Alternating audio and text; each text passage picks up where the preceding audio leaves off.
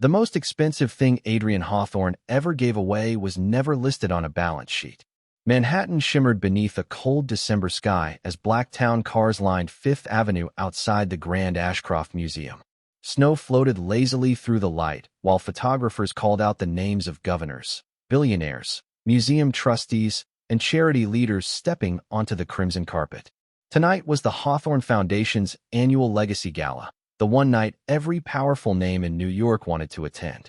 Inside, crystal chandeliers scattered warm light across polished marble floors. A string quartet played softly, while servers carried silver trays through the crowd. Every conversation sounded confident. Every smile looked rehearsed. Every camera pointed toward Adrian Hawthorne. Standing just beyond the stage, Naomi Ellison watched the room with quiet eyes. She recognized nearly every guest. Margaret Ellis from the Ashcroft Museum, Daniel Mercer from the Children's Medical Alliance, the president of Eastbridge University, a retired librarian from Brooklyn who had once asked Naomi for help replacing broken shelves in a neighborhood reading room. They all smiled when they saw her. Some crossed the room simply to shake her hand. Daniel reached her first. "Naomi," he said warmly, "I have something for you." He handed her a small framed photograph.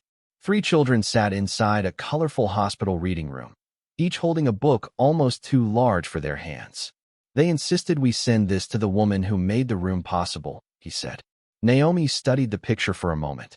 Then she smiled. "Tell them to keep reading. One good book can change an entire life." Daniel laughed. "That is exactly why everyone still asks for you." As he walked away, Naomi slipped the photograph into her black evening clutch. She never noticed Adrian watching from across the ballroom. 15 years earlier, before magazine covers, private jets, and charity galas, Adrian had been a young entrepreneur struggling to convince investors that his company deserved a chance. Naomi had spent those same years driving across New York meeting teachers, museum curators, doctors, nonprofit directors, and community leaders. Adrian built businesses. Naomi built trust. One conversation became another. One introduction became another partnership. One promise became another opportunity. Slowly, those relationships grew into the network that would one day become the Hawthorne Foundation. Adrian often called it strategy. Naomi simply believed good people should know one another. The ballroom lights dimmed. Conversations faded. The master of ceremonies welcomed everyone before introducing Adrian Hawthorne to the stage. Applause filled the room as Adrian stepped into the spotlight wearing a perfectly tailored black tuxedo. His confidence looked effortless. "Thank you for believing in our mission," he began. "Every great organization eventually reaches a moment when it must embrace the future." Guests exchanged curious glances. Several longtime trustees looked toward one another. This was not part of the printed program. Adrian smiled toward the front row. "Tonight, I am proud to introduce the Hawthorne Foundation's new executive ambassador." Claire Bennett rose gracefully from her chair, wearing an elegant white gown. More applause followed as she joined Adrian beneath the lights. An assistant approached carrying a dark leather portfolio embossed with the foundation's gold seal. Naomi's expression did not change, but her heartbeat slowed. She recognized the portfolio instantly. 15 years earlier, she had commissioned it from a master craftsman with one simple request. It should never represent authority. It should represent stewardship. It belonged only to the person entrusted with protecting every relationship the foundation had earned. Adrian accepted the portfolio, turned toward Claire, and placed it into her hands. Camera flashes exploded across the ballroom. "The future," Adrian declared proudly, "deserves a new face." The applause continued. Then something unexpected happened. Margaret Ellis quietly stopped clapping. Daniel Mercer lowered his hands. The president of Eastbridge University looked away from the stage and searched the ballroom until his eyes found Naomi. One by one, the people who knew the foundation best stopped watching the ceremony. They watched her instead. Nobody argued. Nobody created a scene. Nobody whispered. The silence itself became the loudest sound in the room. Naomi looked once at the photograph inside her clutch. Then she looked at the leather portfolio resting in Claire's hands. Adrian believed he had just transferred leadership. Naomi understood he had only transferred a symbol. Trust had never fit inside a leather case. Without anger, without tears, and without asking anyone to explain, Naomi thanked the young volunteer standing beside the curtain, turned toward the grand ballroom doors, and quietly walked away. As they closed behind her, more than one longtime donor found themselves watching the woman who had left instead of the stage she had abandoned, and for reasons none of them could yet explain, the celebration suddenly felt as though the most important person in the room was no longer there. The museum doors closed behind Naomi, and the applause vanished almost instantly. Cold air rushed across the stone steps as snow drifted beneath the glow of Fifth Avenue streetlights. For the first time all evening, everything was quiet. Naomi stood still for only a second. She did not look back. She did not wonder whether Adrian had noticed she was gone. If he had, he chose not to stop the ceremony. That answer was enough. Instead of calling her driver, she started walking. The city moved around her as if nothing had happened. Couples laughed outside restaurants. Yellow taxis splashed through melting snow. Christmas lights reflected in shop windows. Life had not changed because one man had made one decision. Somehow, Naomi found that comforting. Halfway down the block, she slowed outside a neighborhood library. Warm light spilled through the windows. Inside, children sat on a bright blue rug while an elderly volunteer read from a picture book. Parents smiled from the back of the room. Naomi recognized the mural covering one wall. 15 years earlier, she had convinced a struggling local artist to paint it free of charge after learning the library could not afford decorations. The artist had become famous years later. The mural was still there. So were the children. She smiled too. Herself. Some investments paid dividends no bank could measure. Her phone vibrated. Then again. The screen filled with missed calls. Reporters. Foundation executives. 2 board members. Adrian's assistant. Naomi looked at the display for a moment before pressing the silent button. Tonight did not belong to explanations. It belonged to clarity. Across town, the celebration continued. Claire greeted guests with genuine warmth, doing everything she could to make them feel welcome. Most smiled politely. Many congratulated her. But almost every conversation ended the same way. "Where's Naomi?" an elderly donor asked. Claire kept her smile. She had to leave early. The man nodded slowly. "Please tell her my granddaughter graduates from medical school this spring." She helped make that possible. Before Claire could answer, he walked away. A few minutes later, the president of a children's hospital approached Adrian. They shook hands. They spoke briefly about next year's fundraising goals. Then the president glanced around the ballroom. "I was hoping to thank Naomi tonight." Adrian answered smoothly. "She had another commitment." "That is unfortunate," the man replied. "She always remembers the names of our young patients." He smiled politely and moved on. Adrian barely noticed. Claire did. By the end of the evening, she had heard Naomi's name more times than her own. No one questioned Claire's abilities. No one challenged Adrian's decision. Yet every question carried the same quiet message. The relationships people valued had names, faces, and memories attached to them. They were never just titles. Nearly an hour later, Naomi unlocked the front door of her townhouse. The familiar scent of cedar bookshelves and fresh lilies greeted her like an old friend. She had just placed her evening clutch on the hallway table when the doorbell rang. Outside stood Mr. Alvarez, the retired principal who lived across the street. He held a small paper bag tied with a red ribbon. "I hope I am not interrupting your evening," he said. Naomi smiled. "You never could." He laughed softly before handing her the bag. "One of my former students stopped by this afternoon. She insisted I make sure you receive this tonight." Inside were a dozen homemade oatmeal cookies and a folded handwritten note. Naomi opened it carefully. "Dear Ms. Ellison, today I signed my contract as the principal of Lincoln Elementary School. 15 years ago, you told me success meant opening doors for the next person. Tomorrow I get to open those doors for hundreds of children. Thank you for believing in me before I believed in myself." Naomi read the letter twice. Then she placed it beside the photograph Daniel had given her earlier that evening. 2 simple gifts. No cameras. No applause. No headlines.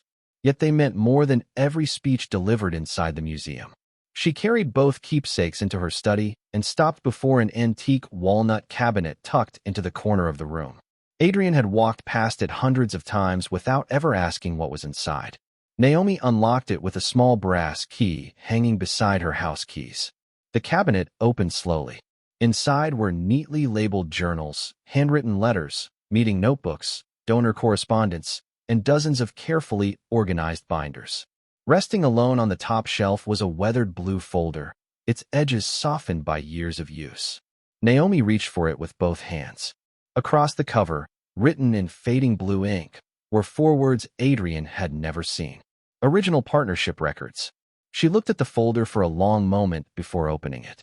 What rested inside would explain why some things could never be handed to someone else, no matter how powerful they believed they were. Naomi carried the weathered blue folder to the oak desk beside the window. Snow continued falling outside, soft enough to blur the city lights into pale streaks across the glass. She loosened the faded navy ribbon wrapped around the folder and opened it slowly. The first page was not a contract. It was a handwritten note. The paper had yellowed with age, but the ink remained clear. Across the top, she had written a single sentence 15 years earlier. Trust grows one conversation at a time. Naomi smiled. She remembered exactly when she had written those words. Adrian had been meeting investors downtown while she sat inside a small community library in Brooklyn, listening to a retired teacher explain why children stopped reading once the books became older than their parents. She had promised to help, not because it would attract donors, because she believed every child deserved a place where curiosity felt welcome. She turned another page. Photographs slipped gently onto the desk. One showed Adrian cutting the ribbon at the foundation's first literacy center while television cameras crowded around him. Almost hidden in the background, Naomi knelt beside 2 volunteers helping children carry boxes of books through the front door. Another photograph captured the opening of a museum education program. Adrian stood at the microphone delivering a speech.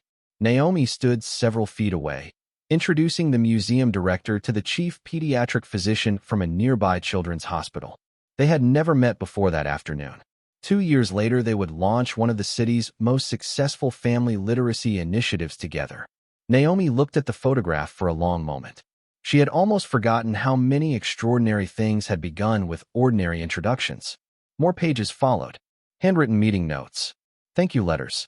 Restaurant receipts with names scribbled across the back because someone had asked for an introduction before dinner ended. Every page told the same story. Relationships had never appeared overnight.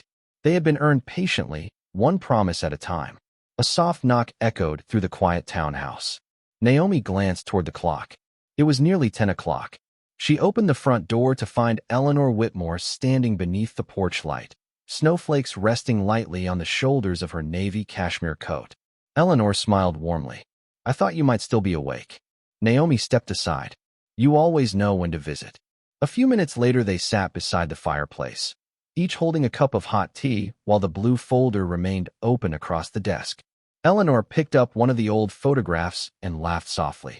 I remember this day. She handed it back to Naomi. It showed the foundation's first scholarship banquet. A nervous, 17-year-old girl stood alone near the stage, clutching her acceptance speech. She was terrified, Eleanor recalled. Naomi smiled.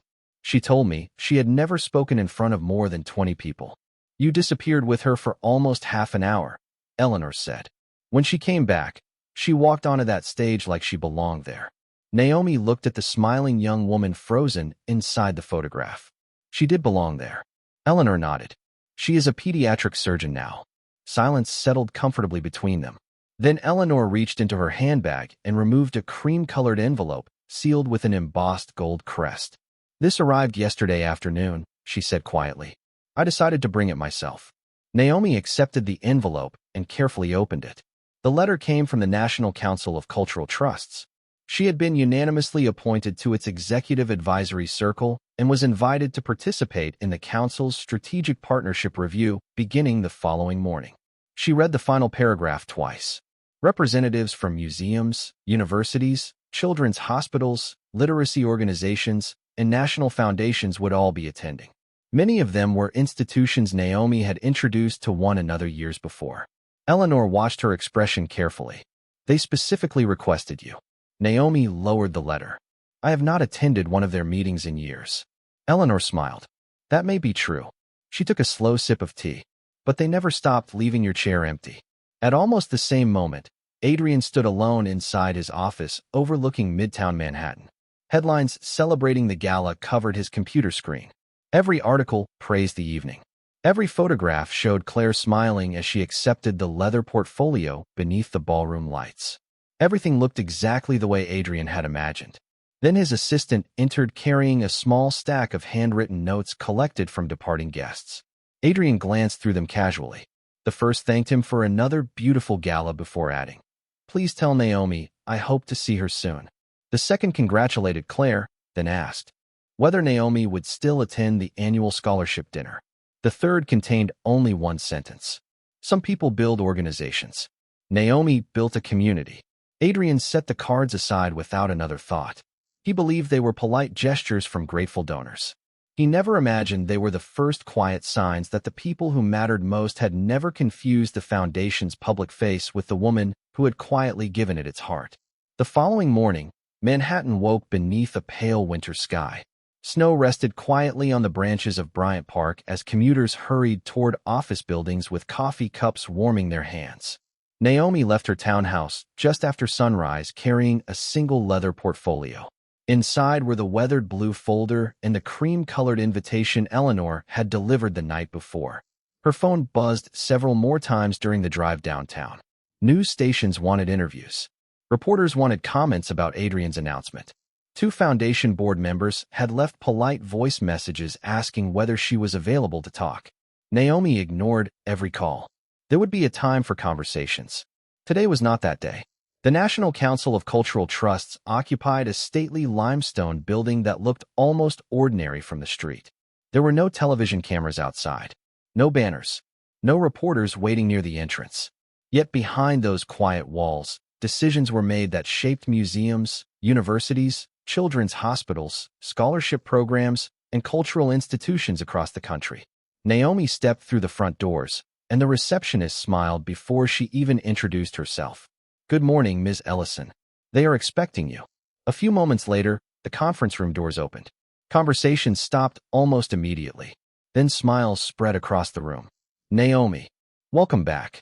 It has been far too long." Museum presidents crossed the room to greet her. University chancellors shook her hand warmly. Hospital directors smiled as though an old friend had finally returned home. None of them mentioned Adrian. None of them mentioned the gala. They spoke about literacy projects, scholarship students, museum expansions, and children whose lives had changed because organizations had learned to work together. Judge Benjamin Caldwell walked toward her carrying a slim leather folder. "We are honored you accepted our invitation," he said. Naomi returned the handshake. "Thank you for remembering me." Benjamin smiled. "We never forgot." The morning session began with updates from institutions across the country. A museum celebrated record attendance after expanding free admission for families. A university announced the highest graduation rate in its scholarship program's history. A children's hospital described a reading initiative that had reduced anxiety among young patients waiting for treatment. Naomi listened carefully. When she finally spoke, her questions surprised several newer members. She did not ask about budgets. She did not ask about publicity. "What are parents asking for?" she said. "Have the students told you what they need next?" The room grew noticeably quieter. The museum president answered first. Then the hospital director joined in. Soon the conversation shifted away from statistics and back toward people. During the morning break, Margaret Ellis stood beside the windows overlooking Bryant Park, watching children build a snowman with their parents. Naomi joined her. For a few moments, neither woman spoke. Finally, Margaret smiled. "The newspapers loved Adrian's gala." Naomi nodded. "I saw the headlines." Margaret glanced toward her. "Did he ever tell you he planned to announce Claire?" Naomi looked back toward the park. "No." Margaret sighed gently. "I thought so." Before either woman could continue, Benjamin approached carrying a thick leather binder stamped with the council's gold seal. He placed it carefully on the conference table and opened it. "This year's strategic partnership review begins now," he announced. Every conversation stopped. Naomi looked down at the first page. The Ashcroft Museum, Eastbridge University, the Children's Medical Alliance, the Heritage Arts Network, Community Literacy Alliance. She knew every organization. More importantly, she remembered the conversations that had connected them years earlier. Benjamin turned another page. A detailed partnership map filled the spread. Blue lines stretched between hospitals, museums, schools, universities, libraries, and charitable foundations. Naomi traced one line with her finger. It connected a small public library in Brooklyn to a children's hospital in Manhattan. Another line reached from the hospital to a university scholarship program. Another connected the university to the museum's education department. Benjamin noticed her smile. "Do you recognize it?" Naomi nodded. "It started with one librarian asking if I knew anyone who believed books belonged in every child's hands." Benjamin quietly closed the binder. "Most people see organizations." He looked around the room before finishing his thought. "You saw people who needed each other." At almost the same moment, Adrian sat inside the Hawthorne Foundation boardroom reviewing the week's final gala preparations. The communications director finished her presentation before the development director connected her laptop to the large screen. A list of partnership updates appeared. Several major institutions had delayed their public announcements. Adrian frowned slightly. "Did they explain why?" "Yes," the director answered. She enlarged the final column. Every delayed organization had included the same sentence. "We will finalize our commitment following the National Council's Strategic Partnership Review." Adrian leaned back confidently. "That should be resolved tomorrow." The director hesitated. "There is one more detail." She highlighted the names again. Every one of these partnerships began with Naomi. Nobody spoke. Adrian looked at the screen a little longer than before. For the first time since the gala, he found himself wondering whether the foundation's strongest asset had never been the name on the building at all. Monday morning arrived with bright winter sunlight reflecting across the glass facade of the Hawthorne Foundation headquarters. Employees crossed the marble lobby carrying media packets, sponsorship folders, and final gala schedules with the quiet confidence that came from working inside one of New York's most respected charitable organizations. Fresh white orchids decorated the reception desk. Digital displays highlighted scholarship recipients, restored museums, and children's literacy programs. Everything looked exactly as it always had. Adrian Hawthorne walked into the executive boardroom a few minutes before 9. He loosened the cuff of his tailored suit, greeted the department heads with an easy smile, and took his seat at the head of the table. Claire sat beside him, reviewing her speech one final time. "Let's finish this week strong," Adrian said. "By Saturday night, everyone will be talking about the future of this foundation."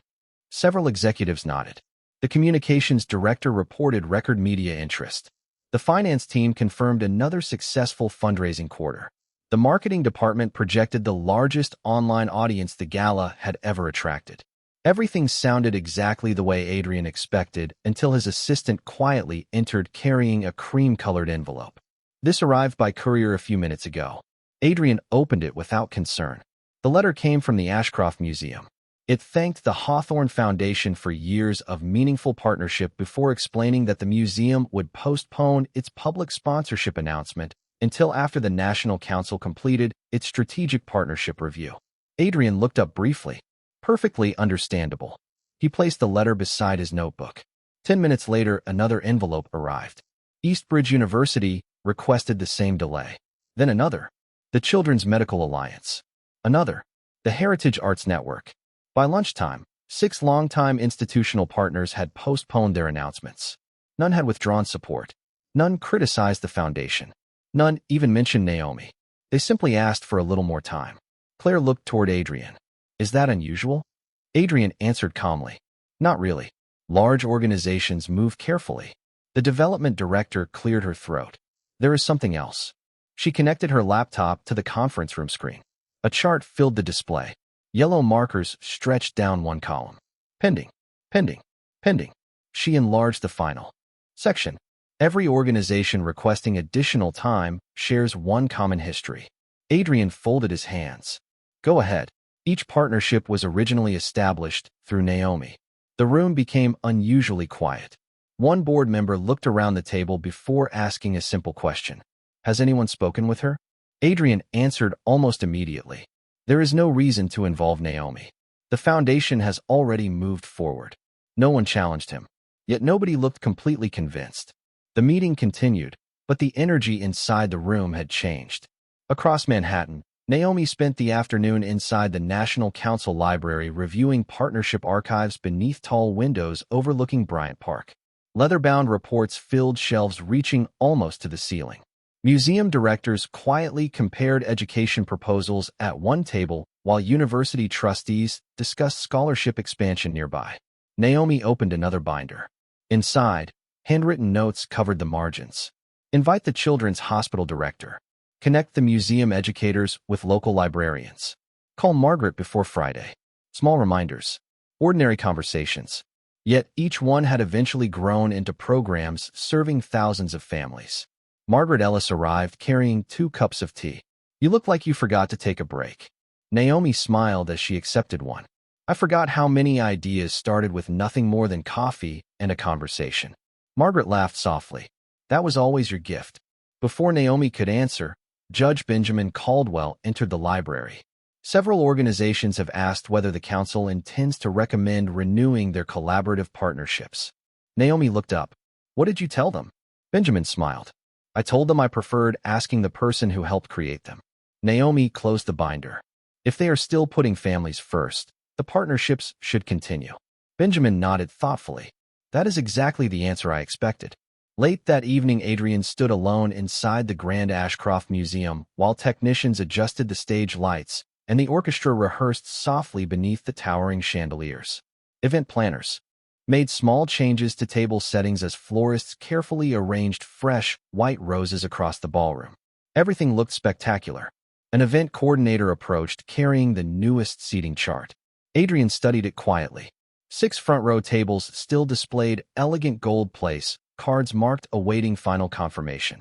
The names belonged to the same institutions that had postponed their announcements that morning. He looked across the magnificent ballroom for a long moment. It was flawless. Every light was perfect. Every detail was exactly where it belonged. Yet for reasons he could not explain, the room suddenly felt larger than before, as though the empty seats were quietly waiting for something far more important than another speech. Tuesday morning arrived beneath a pale winter sky, and for the first time in years Adrian Hawthorne walked into the Foundation headquarters feeling something he could not quite name. It was not fear. Not yet. It was simply the feeling that a conversation had started somewhere without him. He pushed the thought aside as he entered the executive boardroom. Department heads were already seated around the polished walnut table. Large screens displayed the final timeline for the Legacy Spring Gala. The orchestra had confirmed. National media outlets had confirmed. Every logistical detail was complete. On paper, the event looked stronger than ever. Adrian smiled. By this weekend, he said, we will be introducing the next chapter of this foundation. The development director nodded politely, but did not smile back. There is one update. She projected a familiar chart onto the screen. Adrian immediately recognized the yellow markers. There were more than yesterday. I thought these would be resolved, he said. So did we, she replied. Instead, 3 additional institutions have requested more time before making public announcements. Claire leaned forward. Did they explain why? Only one sentence. The director enlarged one of the letters. We respectfully request that all partnership announcements follow the completion of the National Council's Strategic Partnership Review. Adrian frowned. The exact same wording? Every letter. Silence settled over the room. Finally, one board member asked, who is attending that review? The director looked down at her notes. Representatives from every organization on this list. Another pause. Then she quietly added, Naomi is serving on the council. No one spoke after that. Across Manhattan, the council meeting was already underway. Sunlight poured through tall windows into the historic conference hall as museum presidents, university chancellors, hospital directors, and nonprofit leaders gathered around a horseshoe-shaped table. There were no microphones, no cameras, no prepared speeches. The conversation moved quickly from literacy initiatives to scholarship programs, then to museum education and pediatric outreach. Naomi listened carefully before speaking. The museum's weekend workshops are reaching hundreds of families, she said. She turned toward Daniel Mercer. What if children's hospitals invited recovering patients to attend those programs free of charge? Daniel looked across the room. Transportation has always been our biggest obstacle. Before anyone else could answer, the president of Eastbridge University spoke up. Our education students already volunteer on weekends.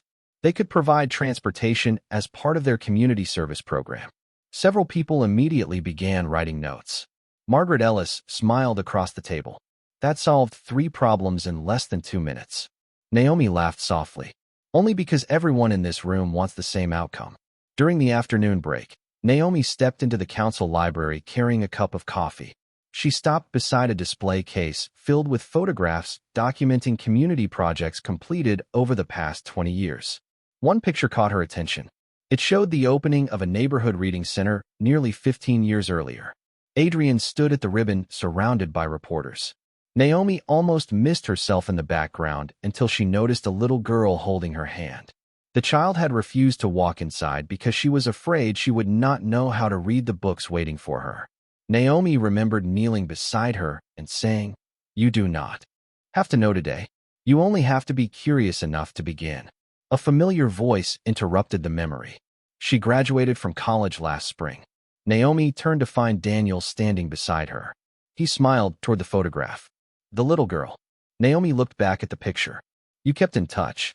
Daniel nodded. "She volunteers in our pediatric reading program every Saturday now." Naomi smiled without saying a word. Sometimes the smallest moments echoed the longest. At nearly the same time, Adrian welcomed an unexpected visitor into his office. Margaret Ellis had requested a private meeting before returning to the museum. After exchanging greetings, she placed a slim leather folder on his desk. "I thought you should have this." Adrian opened it. Inside was a complete timeline of the museum's relationship with the Hawthorne Foundation. He turned the first page. Naomi Ellison met with Museum Education Committee. The second page. Naomi Ellison introduced Children's Hospital Partnership. The third. Naomi Ellison coordinated university scholarship collaboration. Adrian continued turning pages. Every major milestone carried Naomi's name. His own name did not appear until nearly halfway through the file beside photographs from fundraising galas years after the partnerships had already been established. He looked up slowly. "I never realized." Margaret's expression remained gentle. "Naomi never needed you to realize it." She stood, slipped on her gloves, and walked toward the door. Before leaving, she paused. "Adrian, people rarely remember the person who gave the speech." He looked at her. They remember the person who made them feel seen. The door closed softly behind her. Adrian remained alone, staring at the timeline spread across his desk. For years he had believed the foundation's reputation had grown because people trusted its name. Only now was he beginning to understand something far more unsettling. They had trusted the name because they had trusted the woman who never asked to have hers printed beneath it. The strategic partnership review ended just before noon, but no one rushed for the elevators. Instead, small conversations continued throughout the conference hall. Museum directors gathered around scholarship trustees. Hospital administrators exchanged ideas with university presidents. Young nonprofit leaders introduced themselves to experienced mentors. It felt less like the end of a meeting and more like the beginning of something new. Naomi moved quietly from one group to another. She listened more than she spoke. When someone needed an introduction, she made one. When a young director hesitated before joining a conversation, Naomi gently invited him in. It was effortless. It was natural. Most importantly, everyone noticed.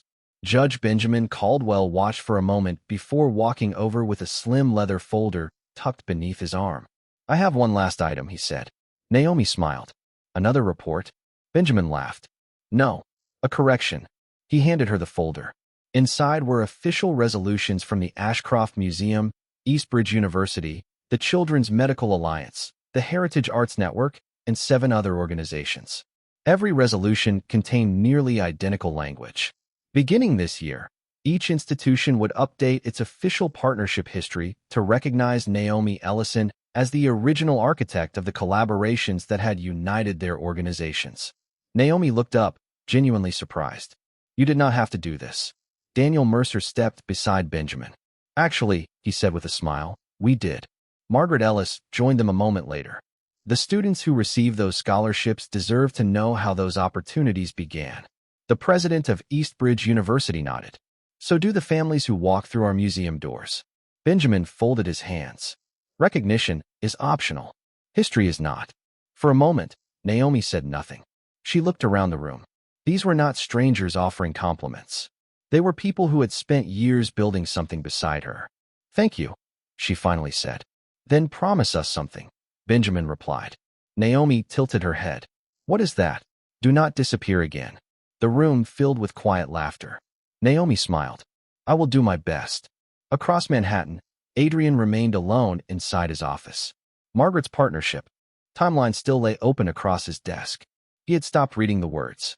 Instead, he found himself studying the dates. One introduction after another.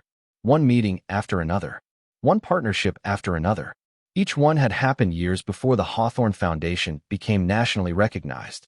A gentle knock interrupted his thoughts. Claire stepped inside carrying the updated guest list for Saturday night's gala. She noticed the timeline immediately. I have never seen those records before, she admitted.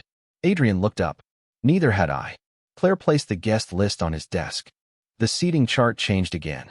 Adrian glanced at the first page.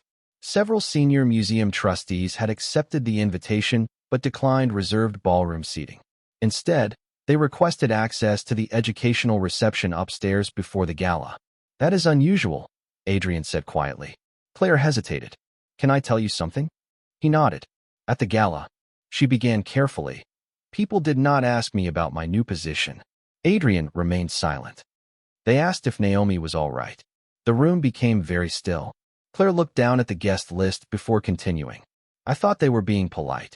She shook her head slightly. Now I think they were looking for the person who always remembered them. Adrian closed the timeline without saying a word.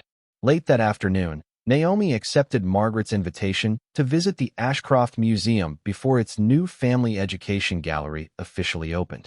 Children filled the bright exhibition space, racing from one interactive display to another while parents followed with cameras and wide smiles. A volunteer waved Naomi over to a reading corner where dozens of children sat listening to a storyteller dressed as an explorer from the early days of New York. As the story ended, one little boy walked straight toward Naomi carrying a sketchbook almost as big as his backpack. Excuse me, he said. Naomi knelt so they were eye level. Hi. The boy held up a drawing of the museum. My teacher said you helped build this place. Naomi smiled. A lot of people built it. The boy looked confused. Then why does everybody keep saying thank you to you? Naomi thought for a second before answering. Because sometimes the most important thing you can build is not a building. The boy waited. It is a team. He looked around the room at the volunteers, teachers, parents, museum staff, and children laughing together. Then a slow smile spread across his face. That is cooler than a building. Naomi laughed softly. I think so too. As she stood, Margaret watched from across the gallery. She smiled because the little boy had unknowingly explained Naomi's entire career in 2 simple sentences. At that exact moment, nearly 3 miles away, Adrian stared through the floor-to-ceiling windows of his office toward the Manhattan skyline. For years he had believed leadership meant standing in front of the room. Only now was he beginning to understand that the strongest leaders were often the ones everyone else quietly gathered around. Saturday evening arrived wrapped in fresh snow, and Manhattan glowed beneath thousands of holiday lights. Black town cars stretched along Fifth Avenue outside the Grand Ashcroft Museum, while photographers called out the names of politicians, philanthropists, museum trustees, university presidents, and business leaders stepping onto the crimson carpet. From the sidewalk, the Legacy Spring Gala looked flawless.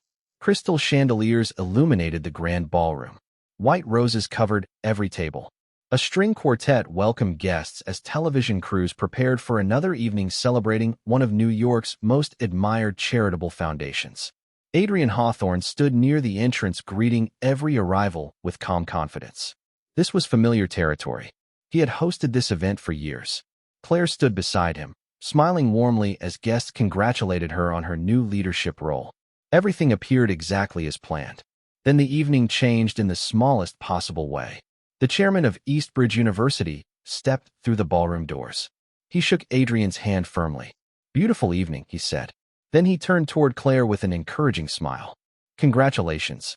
Claire thanked him sincerely.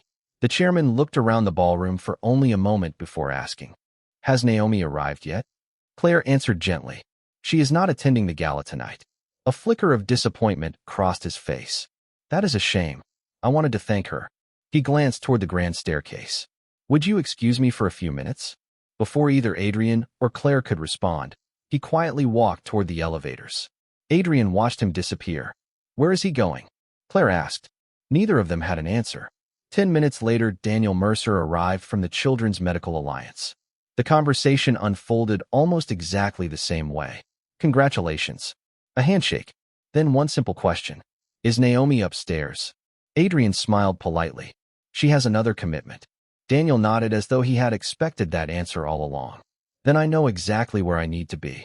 He shook Adrian's hand once more before following the same path toward the elevators. Adrian looked after him. For the first time all evening, his smile faded. The pattern continued. A museum trustee stopped by for only a few minutes before quietly leaving. A scholarship donor arrived, greeted the hosts, then excused herself. A university president stayed long enough to congratulate Claire before saying, I promised someone upstairs I would not miss the conversation. Nobody complained. Nobody criticized the gala. Nobody refused the invitation. They simply chose to spend the most important part of their evening somewhere else. Upstairs, the atmosphere could not have been more different. The National Council reception occupied a restored museum gallery overlooking Central Park. Paintings, sculptures, and children's artwork surrounded small groups, discussing literacy programs, scholarships, museum education, and community partnerships. There were no television cameras, no stage, no assigned seating, just conversations. Naomi moved naturally through the room, introducing young nonprofit directors to experienced trustees, congratulating volunteers on successful projects, and listening far more than she spoke. A young museum director approached her carrying a cup of coffee. I have wanted to meet you for years, he admitted. Naomi smiled. I hope I have not disappointed. You. He laughed. Quite the opposite. 5 years ago, you introduced me to a librarian from Brooklyn. Naomi thought for a moment before her eyes brightened. Rebecca. Exactly. He nodded. That conversation became a literacy program now operating in 12 cities. Naomi smiled warmly. I only introduced 2 people. No, he replied. You introduced 2 missions. Before she could answer, Judge Benjamin Caldwell gently tapped a crystal glass. Conversations slowly came to a stop. Every year, he began, we celebrate successful partnerships. He looked around the room before continuing. Tonight, I would rather celebrate the person who helped create so many of them. His eyes settled on Naomi. Some people build organizations. Others build trust. One lasts much longer than the other. The room responded with quiet, heartfelt applause. It was not loud. It did not need to be. Naomi stepped forward only after the room became still again. Everything we celebrate tonight began with a conversation, she said softly. A teacher met a librarian. A museum director met a pediatric physician. A donor listened to a parent. My role was never to lead those conversations. It was simply to make sure they happened. Several people smiled. A few quietly wiped away tears. Downstairs, an event coordinator hurried toward Adrian carrying the latest seating chart. I thought you should see this. Adrian looked down. 6 front-row seats remained empty. Their owners had checked into the museum. They had simply chosen not to return to the ballroom. Adrian slowly lifted his eyes. The orchestra sounded beautiful. The flowers looked perfect. The cameras were still recording. Yet the room suddenly felt different. It was not missing guests. It was missing the quiet connections that had once made every table feel alive. Standing beneath the brilliant chandeliers, Adrian finally understood what no financial report had ever shown him. Wealth could fill a ballroom for one evening. Only trust could keep people from quietly walking upstairs. The orchestra's final note faded beneath the crystal chandeliers, and the ballroom slowly settled into silence. Hundreds of conversations stopped at once. As the master of ceremonies stepped onto the stage, television cameras turned toward Adrian Hawthorne. Spotlights followed him as he walked confidently to the podium. For anyone watching the evening news, everything looked perfect. Adrian welcomed the guests with the calm confidence that had defined his public life for years. He thanked donors. He praised volunteers. He spoke about generosity, innovation, and the future of the Hawthorne Foundation. His words were polished. His delivery was flawless. The audience applauded warmly. Claire followed with her first official address as executive ambassador.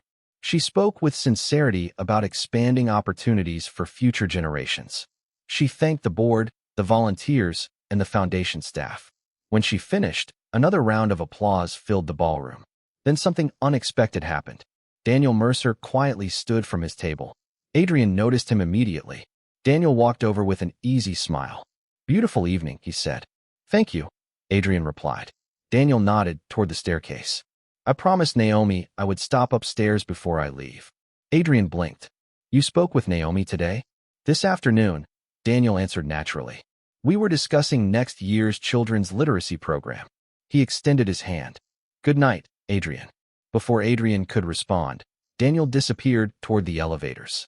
A minute later, Margaret Ellis approached. Margaret, Adrian said with a smile. I hope everything met your expectations. She looked around the ballroom for a long moment. The flowers were beautiful. The music was elegant. Every detail reflected months of careful planning. Finally, she looked back at Adrian. The evening is lovely. She paused. It always is. Adrian sensed there was more.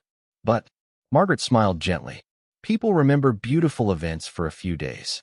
She held his eyes. They remember beautiful relationships for a lifetime. She touched his arm kindly before walking toward the staircase. Adrian watched her leave. Then another museum trustee quietly excused himself. A university president followed. Then a children's hospital director. Then a scholarship donor Adrian had known for nearly a decade. None of them left abruptly. None of them looked unhappy. Each stopped to shake Adrian's hand. Each thanked Claire for her speech. Each smiled politely before making the same quiet journey upstairs. Adrian slowly turned toward the ballroom. The room was still full. Yet the tables closest to the stage suddenly felt farther apart than they had an hour earlier. Upstairs, the council reception was beginning its final gathering of the evening. There were no cameras, no reporters, no carefully rehearsed speeches. Museum directors stood beside teachers. Hospital administrators laughed with librarians. University presidents shared coffee with community volunteers. The room felt alive because every conversation pointed toward the future instead of the spotlight. Judge Benjamin Caldwell raised his glass. The room gradually became quiet. Before we leave tonight, he said, I want to recognize something no annual report can measure. He looked around the gallery. Scholarships change lives. Museums inspire children. Hospitals heal families. Those achievements belong to every person in this room. He paused. But almost every partnership represented here began because one woman believed good people should know one another. His eyes turned toward Naomi. Naomi Ellison never asked for recognition. She asked better questions. She connected people who would never have met. She trusted relationships more than titles. Tonight, we simply want to say thank you. The room rose together in a standing ovation. It was not loud. It was heartfelt. Naomi waited until the applause settled before speaking. The greatest privilege of my life has never been building programs, she said softly. It has been introducing people who cared about the same things before they realized they needed each other. She smiled around the room. Buildings carry names. Communities carry trust. If anything we created together lasts, I hope it is because we never forgot the people we were trying to serve. Nobody spoke for several seconds. Then the applause returned, stronger than before. It was the kind of applause that comes from gratitude rather than celebration. Nearly an hour later, the museum had grown quiet. Staff cleared tables. The orchestra packed away its instruments. One by one, the chandeliers dimmed until only a handful of lights remained above the empty ballroom. Adrian stood alone near the stage. The leather portfolio still rested on the podium exactly where he had placed it. He picked it up. It felt strangely light. For the first time, he understood why. A portfolio could hold documents. It could not hold 15 years of trust. Soft footsteps echoed across the marble floor. Adrian looked up. Naomi was walking through the ballroom on her way to the museum entrance, her red cashmere coat folded neatly over one arm. She stopped when she reached him. For a long moment, neither of them spoke. Finally, Adrian broke the silence. When did I lose them? Naomi met his eyes. There was no anger in her voice. Only honesty. Not tonight. She paused. Little by little. Every time someone needed to be heard, and you believed they only needed to be impressed. Adrian lowered his eyes. The answer hurt because it was true. Naomi offered him the same gracious smile she had carried from the beginning. Then she quietly walked toward the museum doors. Adrian watched until they closed behind her. Outside, fresh snow covered the streets of Manhattan. Naomi disappeared into the winter night without looking back. Adrian remained alone beneath the fading lights, finally understanding the difference between admiration and trust. Admiration fills a room. Trust fills a lifetime. And once it quietly walks away, No fortune in the world can convince it to return.